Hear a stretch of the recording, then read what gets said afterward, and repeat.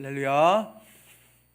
이 시간 우리 전후좌우에 계신 분들과 함께 우리 축복의 인사 같이 나누겠습니다. 하나님 오늘도 우리와 함께 하십니다. 우리 이렇게 가족들끼리 좀 함께 또 축복의 인사할까요? 하나님 오늘도 우리와 함께 하십니다.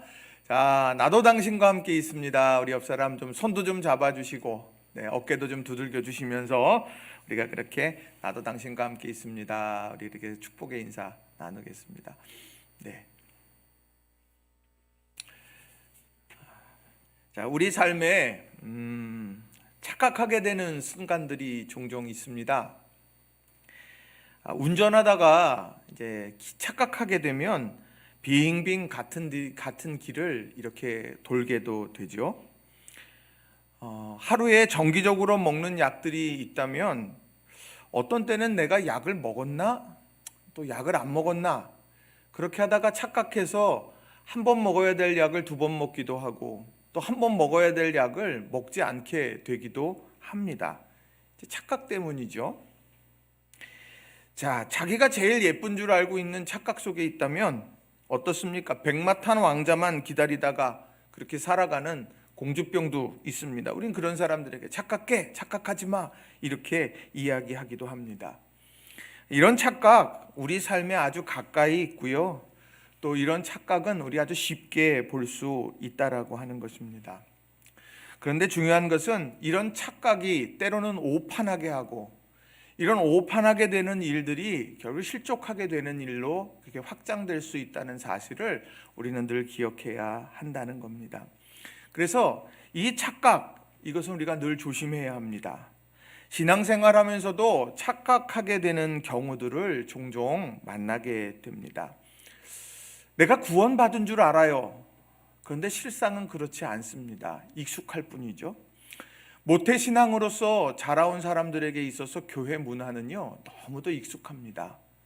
그래서 그 안에서 나누는 대화나 그 사람들이 행동하는 행위들이나 이런 모든 것들이 전부 익숙하기 때문에 내가 그것을 믿는 줄로 알게 되기도 한다는 거예요. 이런 착각 조심해야 됩니다. 또 세례받았다고 해서 구원받았다고 착각하는 사람들이 있습니다. 난 세례 받았으니까 내가 어떻게 살든 나는 구원받은 사람이야. 아니요. 세례를 받았다는 것보다 내가 세례의 중요한 의미, 내가 그리스도와 연합한 자로 살고 있느냐, 내가 그리스도로 옷 입은 자로 살고 있느냐라고 하는 것이 정말 중요하다라고 하는 것입니다.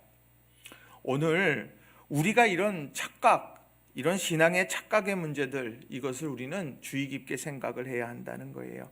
그래서 저는 오늘 신년도 둘째 주일을 맞이하면서 우리 신앙에 있어서 착각하지 말아야 되고 꼭 붙들어야 될 것, 특별히 구원의 확신에 대한 문제를 여러분들과 좀 함께 나누고 싶습니다. 그래서 제목을요, 예수님을 구주로 영접하셨습니까? 라는 질문, 이 질문으로 제목을 삼았습니다. 여러분 스스로에게 나는 예수님을 구주로 영접했습니까? 이 질문 앞에서 여러분 오늘 우리가 확신하면서 선언할 수 있는 오늘 이 아침이 다 되시기를 바랍니다. 그래서 여러분들과 몇 가지의 질문을 나누면서 말씀을 전하려고 합니다. 이 질문 앞에 우리 나를 한번 돌아볼 수 있고 나를 그 앞에 세울 수 있는 우리 모든 성도님들이 다 되시기를 바랍니다. 자, 첫 번째로는요, 하나님은 나의 주인이십니까? 라는 것입니다. 하나님은 나의 주인이십니까?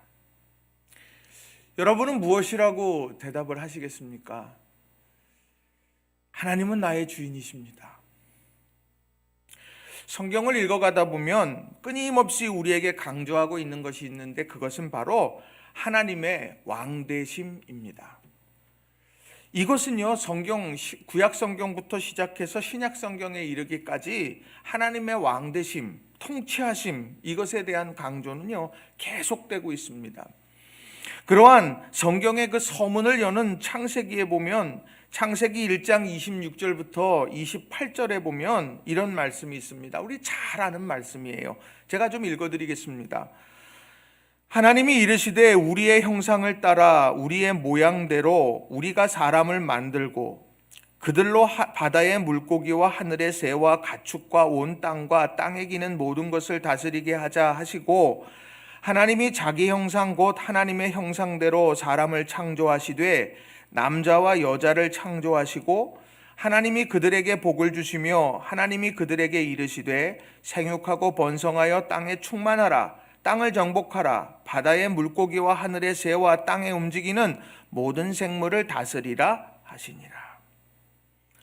오늘 이 본문의 말씀 속에 하나님의 왕되심이 도대체 어떻게 기록이 되어졌을까요? 자, 천지가 창조되어졌습니다. 또 인간이 창조됐어요. 어떤 연유에서 창조되었을까? 26절은 하나님의 계획에 대한 이야기를 합니다. 하나님이 이르시되 우리의 형상을 따라 우리의 모양대로 우리가 사람을 만들자. 하나님의 계획하심에 따라서 오늘 만들어진 것이 오늘 인간이다. 이렇게 말해요. 또 27절에는요, 실제적으로 하나님께서 행동하셨다, 실행하셨다 이야기를 합니다. 27절 보면 하나님이 자기 형상 곧 하나님의 형상대로 사람을 창조하시되, 하나님이 그렇게 빚으셨다는 거예요. 그리고 그 사람에게는 하나님의 분명한 뜻과 기대가 있다는 것을 또 설명합니다. 28절에 하나님이 그들에게 복을 주시며 하나님이 그들에게 이르시되 생육하고 번성하여 땅에 충만하라 땅을 정복하라 바다의 물고기와 하늘의 새와 땅에 움직이는 모든 생물을 다스리라 하시니라. 하나님의 기대와 계획이 거기에 담겨져 있다는 거예요.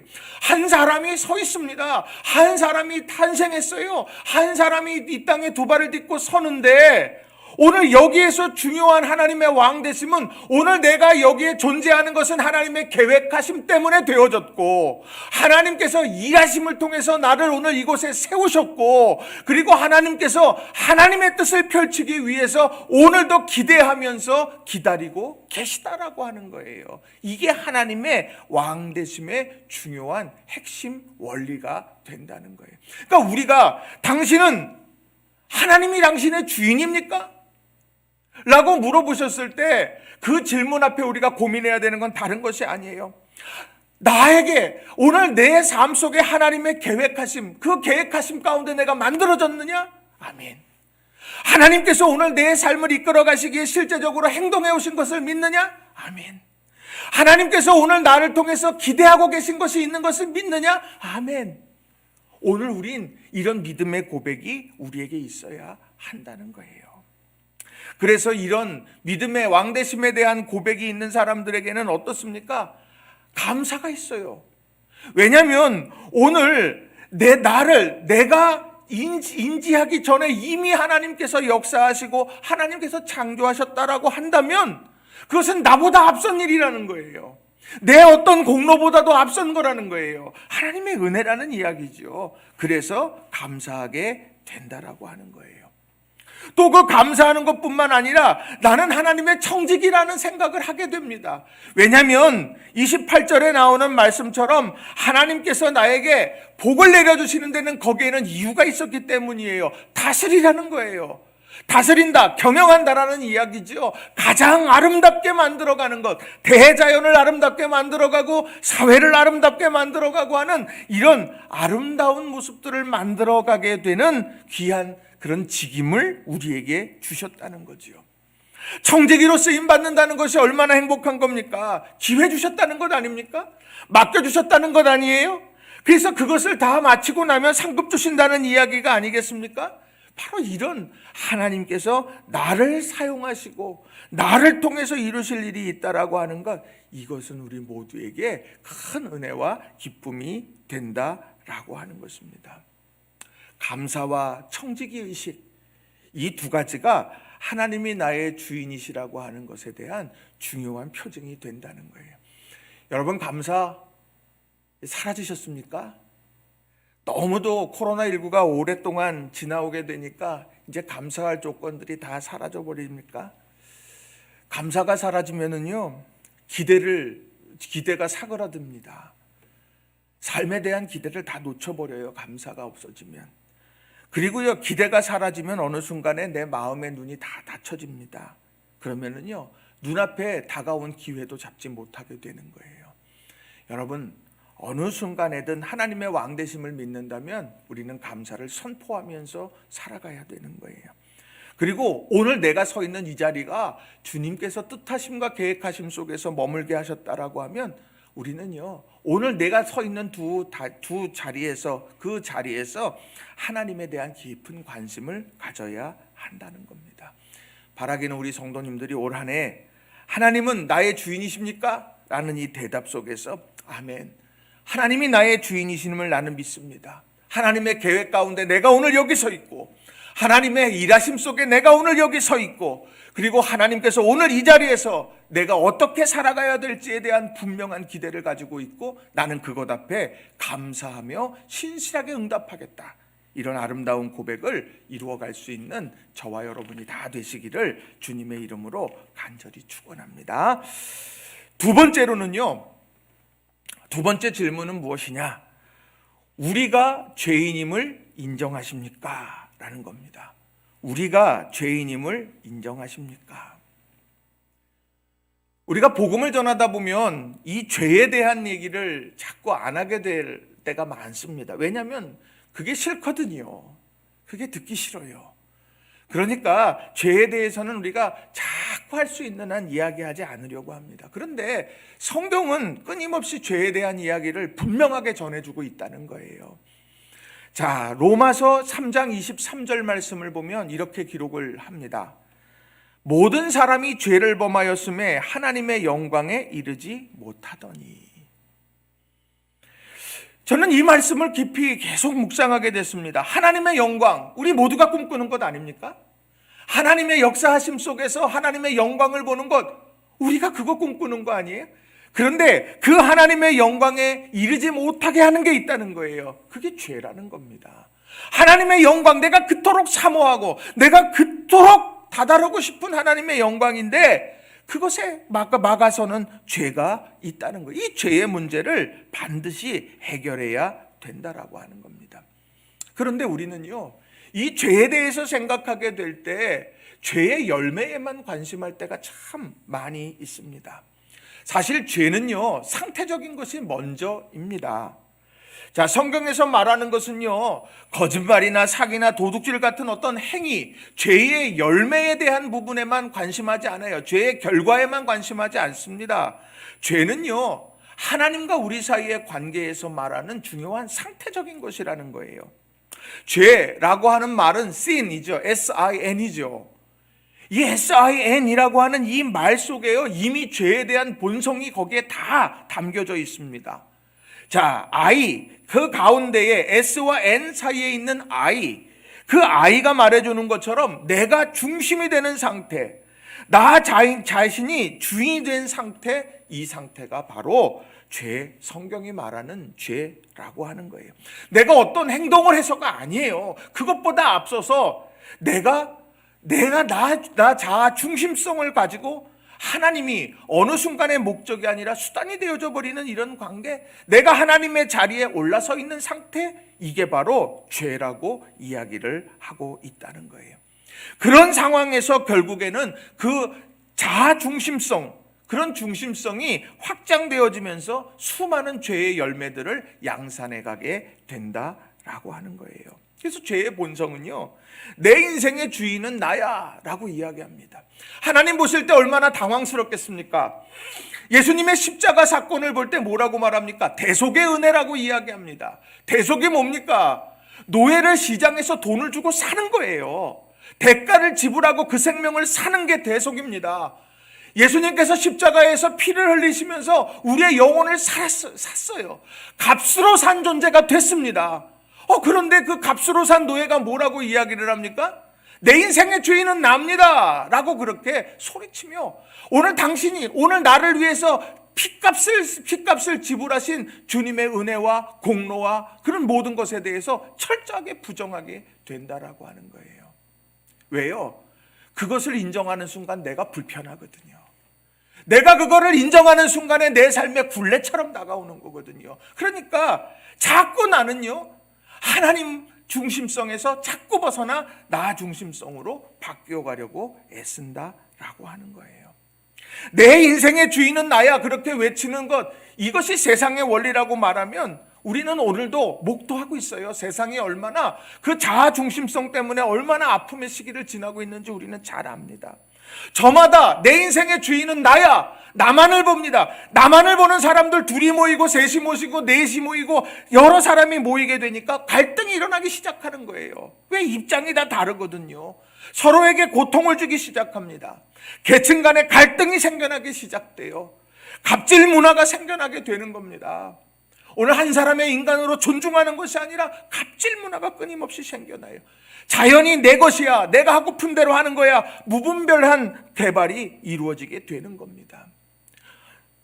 지난주에 반려견이랑 이렇게 가다가 그 반려견을 목에 목줄을 잡고 있는데 그걸 이렇게 휘잉 돌리는 그런 장면을 봤어요. 거기에 모자이크처럼 이렇게 뿌옇게 해놨지만 그걸 보면서 얼마나 가슴이 아팠는지 모릅니다. 그 생명도 하나님께서 주신 생명 아닙니까? 그런데 어느 순간에 내가 재밌어서 그거 해봤다고 이야기를 하는 걸 보면서 억장이 무너지더라고요. 내 인생의 주인은 나야. 정말 그렇습니까? 우리가 예수님의 피값으로 산 사람들이 됐다라고 하면 우리는 우리의 것이 아닙니다. 우리는 하나님의 것이라는 거예요. 야고보서 1장 15절에 이런 말씀이 있어요. 욕심이 잉태한 즉 죄를 낳고 죄가 장성한 즉 사망을 낳느니라. 그 죄의 문제는 욕심으로부터 시작돼요. 이게 자아중심성이죠. 욕심으로부터 시작돼서 죄라고 하는 내 마음, 내가 인생의 주인은 나야라는 생각이 들고 그 생각으로 살다 보면 죄의 열매들이 맺혀지게 되는데 그 열매가 점점 많아지고 점점 그것이 커지고 확장되면 결국에는 사망으로 이르게 된다라고 이야기를 하고 있습니다. 그러니 이거는 사망으로 이르기 전에 조치를 취해야 되는 거예요. 이것이 죄인 줄을 알아야, 이렇게 살면 안 되는 줄을 알아야, 그래야 내 인생에 희망이 있게 된다라고 하는 것입니다. 그러려면 우린 늘 질문해야 돼요. 우리가 죄인입니다. 우리 삶에 끊임없이 자아중심성 때문에 내 인생의 주인은 나라고, 하나님 없이 사는 게 나는 편하다고, 하나님이 계시면 나는 불편하니까 하나님 없이 나는 그렇게 살아가겠노라고 끊임없이 욕망하고 그 유혹에 넘어져 가고 있는 것이 오늘 우리라고 고백할 수 있어야 한다는 겁니다. 그래야 주님을 보게 된다라고 하는 거예요. 우리 사랑하는 성도님들, 우리들이 이 죄의 문제에 대해서 여러분 늘 기억하시고 점검하셨으면 좋겠습니다. 오늘 내가 이것이 자아중심성에서부터 시작되어져서 하나님을 뒤로 한 채 행하는 행동이다, 양심의 거리낌이 있는 행동이다, 그럼 그거 하시면 안 되는 거예요. 이거 해도 돼? 말아도 돼? 이거 해도 될까 말까? 이 고민하면 그건 이미 안 되는 거예요. 왜요? 그건 양심의 거리낌이 있는 것이기 때문이죠. 제가 말씀을 준비하면서 우리가 죄인임을 인정합니까? 우리가 이 죄가 장성해서 사망을 낳는다는 것, 우리는 이런 성경의 진리를 과연 어떻게 설명할까 하면서 이런 책자들을 이렇게 쭉 보게 됐습니다. 그러면서 지금은 소천하신 한 목사님의 그런 경험, 그것을 글로 접하게 됐습니다. 평생을 제자 훈련을 위해서 애써 오셨던 목사님이시죠. 오카는 목사님, 우리가 잘 아는 목사님인데, 이 목사님께서 미국에서 교포 10대 20대의 교포들, 그 젊은 학생들을 데리고 성경 공부하며 집회했던 그런 일화의 내용을 통해서 제가 그걸 좀 약간 설명을 드리면 좋을 것 같아요. 이 목사님께서 미시간에 있는 아름다운 호숫가에서 10대와 20대의 교포 대학생들 한 100여 명을 데리고 집회를 하게 됐습니다. 3박 4일 정도 했다는 거예요. 녹음이 짙게 우거진 큰 나무 밑에 학생들을 졸졸이 앉혀놨어요. 성경을 가르치게 되는데 그날 가르치는 내용 중에 하나가 죽음이라는 문제가 들어있었다는 겁니다. 10대와 20대 때 죽음을 생각합니까? 그렇게 생각하지 않잖아요. 실제로 그 목사님께서 속으로 그런 고민을 했다는 거예요. 아이고, 세상 모르고 날뛰는 젊은 아이들, 꿈이 많아서 모든 것을 보아도 기쁘기만 한 이런 아이들에게 어떻게 죽음이라고 하는 문제를 설명할 수 있을까? 어떻게 하면 이들이 하나님이 말씀하시는 죽음을 알도록 할 수 있을까? 이런 고민을 하기 시작했다는 겁니다. 그랬더니 하나님께서 아주 평범하면서 적합한 지혜를 주셨다는 거예요. 그래서 죽음에 대해서 이 목사님이 쭉 이야기를 하시다가 손을 뻗쳐가지고는 나뭇가지 하나를 탁 하고 꺾었답니다. 그래서 탁 꺾고 나가지고는 거기에 모여져 있는 100여 명의 아이들한테 딱 보여줬습니다. 그러면서 질문을 딱 했다는 거예요. 여러분, 여러분 여기를 보세요. 이 나뭇가지가 살았습니까? 죽었습니까? 이렇게 물었다는 겁니다. 그랬더니 한쪽에서는요, 살았습니다 라고 대답한다는 거예요. 또 다른 쪽에서는 죽었습니다 라고 이렇게 대답을 했다는 겁니다. 그래서 이 목사님이 그 학생들에게 이유를 물었어요. 죽었다는 학생들은 그것이 꺾여 있지 않습니까? 그건 죽은 겁니다 이렇게 얘기하고, 살았다는 학생들은 아직 파랗지 않습니까? 그러니까 살아있는 거예요 라고 이렇게 이야기를 하더라는 겁니다. 양쪽 다 맞는 이야기죠. 양쪽 다 맞는 이야기예요. 그런데 중요한 것은 오늘 여기에서 말하는 죽음의 의미가 거기에 담겨져 있다라는 거죠. 성경이 말하는 죽음이 무엇이 있습니까? 세 가지예요. 목사님이 얘기를 하실 때 그렇습니다. 영적인 죽음에 대한 이야기를 합니다. 영적인 죽음은 뭡니까? 하나님과의 관계가 끊어진 상태, 물고기가 물을 떠난 상태입니다. 아직 파닥파닥 되지만 물고기가 물을 떠나 있습니다. 그건 이미 죽은 상태나 마찬가지가 되는 거예요. 땅에 박혀 있어야 될 나무가 뿌리째 뽑혀져 있습니다. 아직 파란 기운이 있지만 그러나 그것은 이미 죽은 것과 마찬가지가 된다는 겁니다. 오늘 우리가 태어날 때부터 하나님을 아는 사람은 없습니다. 우리가 태어나면서 하나님의 관계가 하나님을 아는 것이 아니라 자라나면서 하나님에 대해서 알아가는 거예요. 그러면서 그 하나님에 대한 깊이 있는 체험을 통해서 내가 접붙임이 되는 거예요. 십자가의 은혜로 접붙임이 되는 것이고, 그래서 우리는 결실하며 은혜 가운데 살게 된다라고 하는 거예요. 우리가 이 사실을 기억해야 됩니다. 세상에 태어나는 사람 어릴 때 보면 얼마나 다 정말 싱싱합니까? 얼마나 다 그냥 뽀얗습니까? 아이들 태어나갖고 이제 아이들이 이렇게 시간이 지나면서 아이들이 살이 포동포동 이제 이렇게 올라오는 것 보면 얼마나 예뻐요. 자, 이팔 청춘 되면 어떻습니까? 얼굴이 분홍빛 뜨면서 정말 탁 건드리면 터질 것 같이 그런 아름다운 얼굴도 아름다운 모습들이 아니냐는 거예요. 그런데 그 실상의 내면은 어떻습니까? 두려움이 있어요. 미래에 대한 염려가 가득 차 있어요. 근심이 있어요. 낙심이 있어요. 그래서 어찌 살까 이런 걱정과 근심에 눌려 있는 상태 있습니다. 하나님을 알지 못하기에 느껴지는 것이죠. 이게 바로 영적인 죽음이라는 겁니다. 또 목사님은 육신의 죽음도 이야기를 합니다. 학생들에게 물었어요.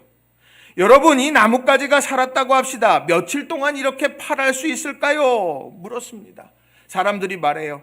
3일에서부터요 일주일까지 이 정도는 살아있지 않겠습니까? 라고 이야기를 합니다. 이 이야기는 뭐냐? 유한하다는 겁니다.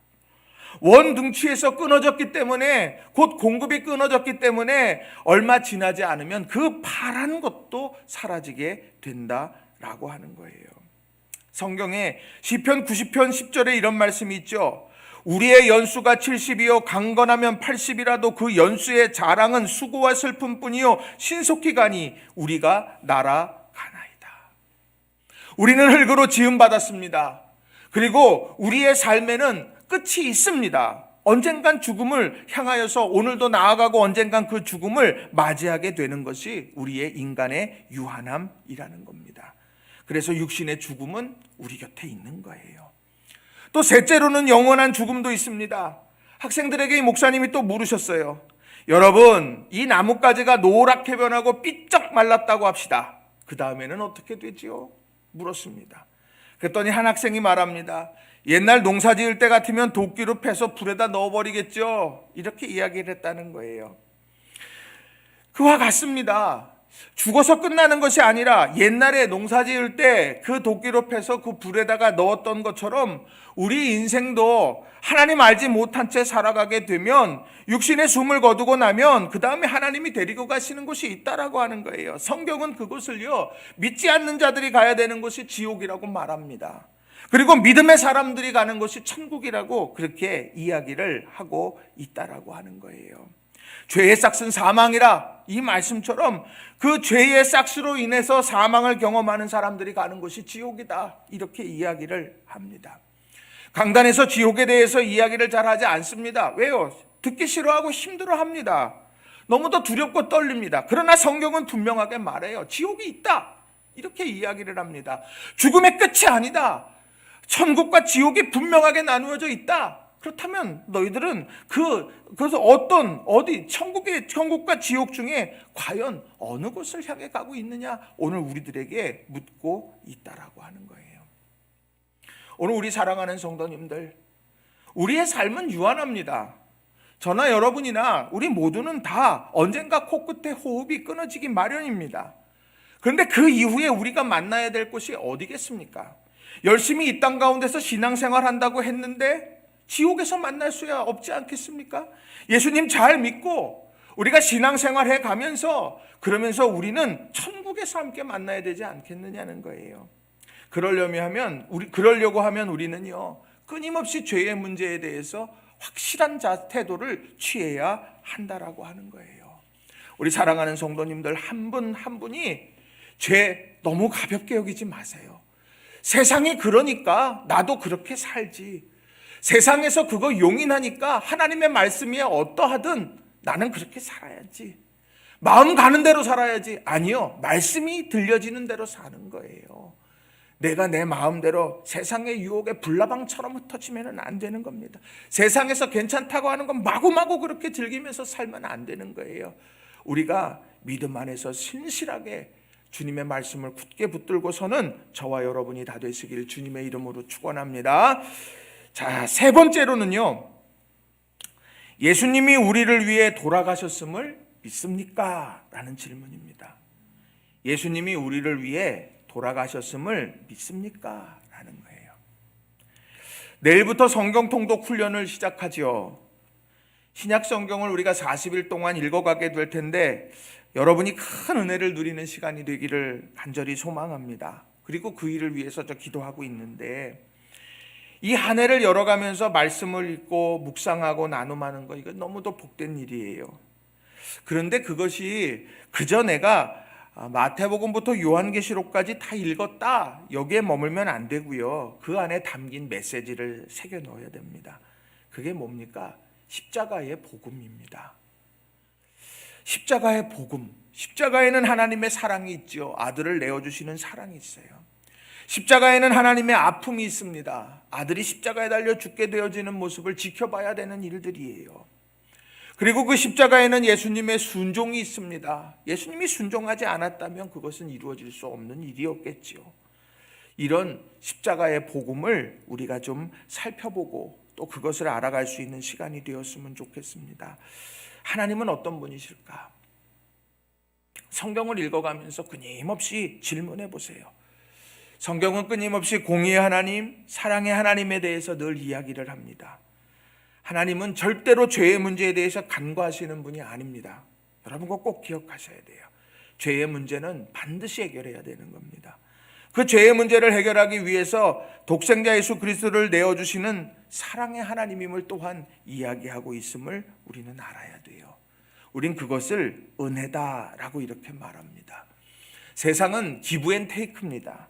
또 내 마음에 드는 사람들을 세워주고 내 마음에 드는 사람들을 챙겨주는 것이 세상의 모습이에요. 반대로 내 마음에 들지 않으면 그 사람이 어찌되든 무관심으로 일관하게 됩니다. 그런데 성경에서 말하는 하나님은 어떤 하나님이십니까? 바로 죄악의 문제에 대해서 간과하지 않으세요. 그러나 그 죄악의 문제를 해결하기 위해서 적극적으로 다가오시는 분이 하나님이시라는 겁니다. 로마서 5장 8절에 이런 말씀이 있죠. 우리가 아직 죄인 되었을 때에 그리스도께서 우리를 위하여 죽으심으로 하나님께서 우리에 대한 자기의 사랑을 확증하셨느니라. 우리가 아직 죄인 되었는데,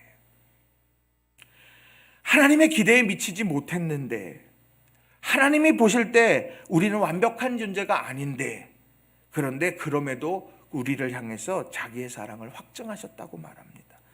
로마서 5장 10절도 이렇게 말합니다. 곧 우리가 원수 되었을 때에 그의 아들의 죽으심으로 말미암아 하나님과 화목하게 되었은즉 화목하게 된 자로서는 더욱 그의 살아나심으로 말미암아 구원을 받을 것입니다. 원수라고 말해요. 근데 그 원수와 화목하게 하려고 그의 아들을 내어주셨다, 이렇게 이야기를 하고 있다는 겁니다. 사랑하는 성도 여러분, 오늘 우리가 이 은혜가 있다는 것, 죄가 깊지만 그 죄가 깊은 만큼 이런 은혜가 더 우리에게 감격적으로 다가오고 있다는 사실을 여러분들 우린 꼭 기억하셔야 된다는 거예요. 여러분 남편 사랑하고 아내 사랑하시죠? 그런데 어떻습니까? 여러분 남편을 아무리 사랑한다고 해서 여러분들께서 여러분의 손가락 잘라준 적 있습니까? 필요하다고? 아니요. 밤에 여러분 밤중에 다리가 너무 아프고 쑤셔요. 잠자는 남편을 깨우지요. 나 다리 좀 주물러 달라고 그렇게 이야기합니다. 그럼 어떻습니까? 나도 아파. 이렇게 이야기하지 않습니까? 저희 집 얘기입니다. 저희들이 그렇게 두두두두둑 하다 보면 어때요? 제가 집사람 사랑하지 않는 거 아닙니다. 그런데 잘 땐 자야 된다. 제가 이제 이렇게 할 때가 많이 있다는 거예요. 오늘 사람은 우리의 사랑에는 한계가 있어요. 그런데 그 한계가 있지만 그러나 주님의 사랑에는 한계가 없더라는 거죠. 오늘 예수님을 이 땅에 보내어 주시면서 우리 죄악에서 스스로 벗어날 수 없는 우리들, 오늘 벗어났다가도 다시 그 죄악의 늪으로 빠져만 가는 우리들, 그 우리들을 오늘 건져내시려고 애쓰신다는 거예요. 요한복음 10장 10절은 이렇게 말합니다. 예수님이 이 땅에 오신 이유가 뭐냐? 예수 그리스도께서 말씀하시기를 내가 온 것은 양으로 생명을 얻게 하고 더 풍성히 얻게 하려는 것이다. 양으로 생명을 얻게 한다. 구원하는 거예요. 더 풍성히 얻게 하려는 거다. 기쁨이 넘치는 인생을 살게 하려고 예수님이 오셨다고 말하는 겁니다. 오늘 예수님이 오늘 우리를 위해서 돌아가신 거예요. 세상에 어느 누구도 우리를 위해서 대신 죽을 수 있는 사람 아무도 없습니다. 그러나 우리 주님께서 대신 죽으셨어요. 이 사실만 하나 붙들고 있어도 우리는 포기하는 인생 되지 않아요. 이것 하나만 붙들고 있어도요, 우리의 삶을 우리는 허투루 그렇게 살아가지 않는다는 겁니다. 오늘 하루를 살아가더라도, 오늘 이 일련의 삶을 살아갈 때 예수님이 우리를 위해 돌아가셨어. 우린 그런 값진 존재다. 사랑받은 존재다. 이것을 기억하면서 믿음 안에서 살아가는 우리 성도님들이 다 되시기를 바랍니다. 자꾸 내가 할 수 없음 때문에 주저앉지 마세요. 내가 자꾸 죄악의 유혹에 빠져서 넘어진다고 해서 절망하지 마세요. 오늘 그 가운데에서도 주님은 우리를 붙들고 계시고 일으키고 계신다. 우리 그분의 손잡고 일어서는 거예요. 이것을 기억하시면서 살아가는 저와 여러분이 되기를 바랍니다. 마지막 네 번째로는요, 당신은 하나님의 사랑을 받아들이고 예수님을 영접하셨느냐라는 거예요. 하나님의 사랑을 받아들이고 예수님을 영접하셨습니까? 자, 요한복음 1장 12절은 이렇게 말합니다. 영접하는 자 곧 그 이름을 믿는 자들에게는 하나님의 자녀가 되는 권세를 주셨으니. 영접하는 자에게 권세를 주신다고 말합니다. 그럼 영접한다라는 것이 도대체 무엇일까요? 예를 들면 이렇습니다. 물에 빠졌습니다. 그랬다 누군가가 구조해 줬어요. 그랬더니 아이고 살려주셔서 감사합니다. 너무 고마워요. 위험을 무릅쓰고 저를 살려주셨군요. 감사합니다. 제가 살해하고 싶습니다. 이건 영접이 아니라 인사하는 거예요. 영접이라는 건 뭡니까? 그 상황을 이렇게 해석하는 거예요. 제가 죽을 목숨인데 당신이 생명을 걸고 나를 살려주셨으니 이제부터 내 목숨은 당신 것입니다. 난 이제부터 당신을 위해 살겠습니다. 이렇게 말하는 것이 영접이라는 겁니다. 그 영접이라고 하는 건 내가 주님을 영접한다는 건 다른 게 아니에요. 죄로 야기된 문제를 해결하는 것이고요. 그리고 하나님 앞에서 나를 바로 세우는 것이 된다는 거예요. 하나님이 주인이라는 사실을 다시 한번 고백하면서 내가 주인 노릇하려고 하는 것을 내려놓는 것이라는 겁니다. 오늘 이런 믿음의 결단과 영접이 우리 모두에게 다 있기를 주님의 이름으로 간절히 부탁을 드립니다. 이런 바울 사도의 이런 아름다운 영접에 대한 고백이 로마서 14장 7절부터 9절에 나오는 거예요. 우리 중에 누구든지 자기를 위하여 사는 자가 없고 자기를 위하여 죽는 자가 없도다. 우리가 살아도 주를 위하여 살고 죽어도 주를 위하여 죽나니 그러므로 사나 죽으나 우리가 주의 것이로다. 이를 위하여 그리스도께서 죽었다가 다시 살아나셨으니 곧 죽은 자와 산 자의 주가 되려 하십니다. 우리 중에 누구든지 자기를 위해서 사는 사람이 없다고 말해요. 로마 교회를 향해 이야기하는 것 아닙니까? 믿음의 공동체를 향해 이야기하는 거예요. 우리는요, 영접을 한 사람으로서 주님을 위해서 살아가는 거예요. 내가 영접했느냐 영접하지 않았느냐, 그것은요 내가 어떻게 살아가는지를 보면 알아요. 내 삶 속에서 내가 이기적인 삶으로만 살아간다? 그럼 주님 영접한 사람이 아니에요. 오늘 정말 주님을 영접했다면, 대속의 은총을 고백했다면 우리는 주님을 위해서 살아가는 사람이 되어야 한다는 겁니다. 그래서 예수 그리스도를 영접한 사람들은 삶의 중요한 순간마다 진정성이 드러나게 되는 거예요. 모든 일들 앞에 돈이 선택의 중심에 서지 않습니다. 돈보다 중요한 건 신앙의 가치라고 하는 것이에요. 오늘 평생을 함께할 반려자를 선택할 때도 마찬가지입니다. 그 사람들의 조건을 보면 신앙은 맨 뒤쪽이 돼서는 안 된다고 하는 거예요. 신앙이 바로 서야지 하나님께서 부어주시는 축복을 받아 누리게 된다라고 하는 사실을 믿기 때문에 신앙이 가장 중요한 부분들이 되더라는 겁니다. 작은 것 하나, 직업을 선택하는 일들 하나든지 그 무엇이든지 오늘 우리들은 믿음 안에서 주님을 위한 선택을 해야 한다라고 하는 겁니다. 오늘 2021년도에 수많은 선택을 하게 되겠죠. 그러나 그 선택의 순간에 바라기는 여러분 영접받은 자로서 선택해 갈 수 있는 저와 여러분이 다 되시길 주님의 이름으로 간절히 부탁을 드립니다. 말씀을 정리합니다. 오늘 우리가요 삶을 살아갈 때 주님은 나의 왕이십니다. 계획하심이 있고 하나님을 나를 통해 일하심이 있고 하나님이 내게 거는 기대가 있음을 나는 알아요. 예수님, 우리는 죄인입니다. 끊임없이 내가 죄 때문에 주저앉고 넘어집니다. 내 연약함을 인정하고 고백해야 되는 거예요. 나 중심적으로 흘러가려고 하는 세상 속에서 하나님 붙들고 서려고 몸부림치는 것이 우리에게 있어야 되는 거예요. 그러려면 내 공로를 내려놔야 되는 거예요. 예수님이 우리를 위해 돌아가셨다고 하는 그 은혜를 붙잡고 고백하며 거기에 나를 맡겨야 되는 겁니다. 그리고 내가 주님을 영접하고 그분과 함께 살아가야 되는 거예요. 나는 주님께서 살려주셨습니다. 주님께 나 모든 것 의탁합니다. 내 생명도, 내 시간도, 내 물질도, 내 지식도, 내 경험도 모든 것 주님한테 맡기고 믿음 안에서 한 걸음 한 걸음 주와 함께 걷는 저와 여러분이 다 되시길 주님의 이름으로 간절히 축원합니다. 이 시간 우리 같이 기도했으면 좋겠습니다. 예수님을 구주로 영접하게 하셨습니까? 아멘. 내가 주님 영접했습니다. 내가 주님과 함께 걷겠습니다. 믿음으로 말씀 의지하면서 같이 통성으로 기도하겠습니다.